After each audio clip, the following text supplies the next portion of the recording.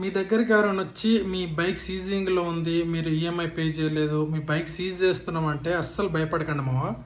వాళ్ళు ఏమంటారంటే మీవి ఈఎంఐస్ పెండింగ్ ఉన్నాయి, ఇప్పుడు మీ బైక్ సీజ్ అయితే ఈఎంఐలు ప్లస్ బైక్ సీజ్ చేసినందుకు 6,000 ఛార్జెస్ అయితే కట్టాల్సి ఉంటుంది ఆఫీస్కి వెళ్తే.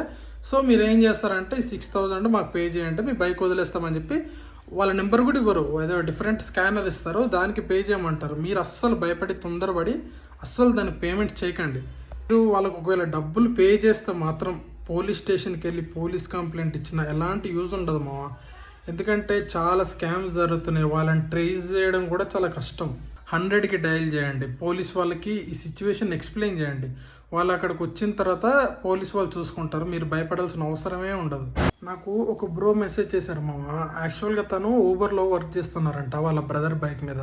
అయితే కస్టమర్ని ఇట్లా పికప్ చేసుకుందామని వెళ్ళిరో లేదో అప్పుడే ఒక ఇద్దరు వచ్చి మేము బైక్ ఫైనాన్స్ నుండి వచ్చాము, మీ బైక్ సీజింగ్లో ఉంది, మీరు అదే ఇప్పుడు చెప్పిందంతా తనకు కూడా జరిగిందంట, 6,000 పే చేస్తే కానీ బైక్ వదలమని చెప్పి చాలాసేపు సతాయించారంట. ఇంకా ఆయన సిచ్యువేషన్లో ఏం చేయాలో తెలియక 4,500 రూపీస్ పే చేశారంట. 4,500 ఎన్ని రోజులు కష్టపడితే వస్తామో. వీళ్ళు మెయిన్గా ఈ బైక్ ట్యాక్సీ చేసే వాళ్ళని చాలా వరకు టార్గెట్ చేస్తున్నారు.